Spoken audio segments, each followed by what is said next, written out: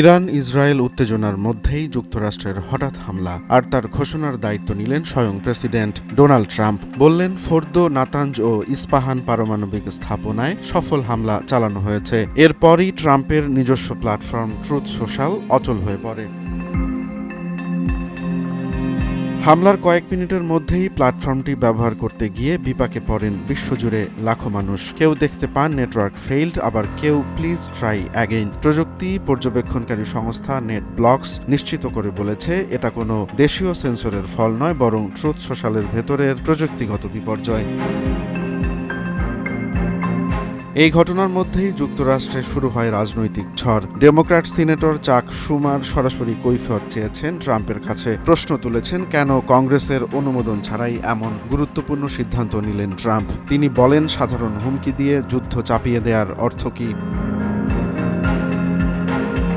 শুমার আরও বলেন, যুদ্ধে জিততে হলে দরকার সাহস, কৌশল ও স্থিরতা। কিন্তু প্রেসিডেন্ট যেভাবে আচরণ করছেন তাতে দেশকে গভীর সংকটে ঠেলে দিচ্ছেন। তিনি যুদ্ধের ক্ষমতা আইন কংগ্রেসে তোলার দাবি জানান এবং সব দলের সিনেটরদের আহ্বান জানান সেটির পক্ষে ভোট দিতে।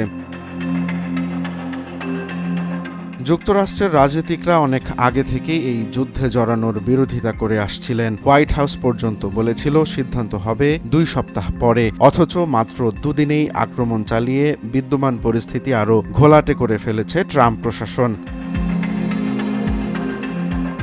দ্য নিউ ইয়র্ক টাইমস পত্রিকা জানিয়েছে, ইরানের 3টি পারমাণবিক কেন্দ্রে যুক্তরাষ্ট্রের চালানো এই আকস্মিক হামলার খবর নিশ্চিত করেছে দেশটির নিরাপত্তা সংস্থার একাধিক কর্মকর্তা।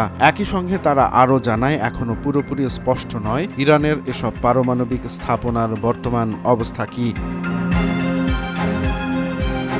ঘটনার আকস্মিকতায় ইরানও এখনও তাদের পুরোপুরি প্রতিক্রিয়া জানায়নি। তবে মধ্যপ্রাচ্যের পুরো অঞ্চল জুড়ে এবার যুদ্ধের আশঙ্কা আগের চেয়ে কয়েক গুণ বেড়েছে। এবার প্রশ্ন উঠছে, ইরানে চালানো যুক্তরাষ্ট্রের এই বোমা হামলার সিদ্ধান্ত কি আসলেই তাদেরকে নিরাপদ করবে, নাকি আরও একটি অজানা যুদ্ধে জড়িয়ে ফেলবে পুরো বিশ্বকে? এমন প্রশ্ন এখন সর্বত্র। ইরানে হামলার পর ট্রাম্পের আচরণ আর ট্রুথ সোশ্যালের বিভ্রাট যেন এক নতুন অধ্যায়ের সূচনা করেছে।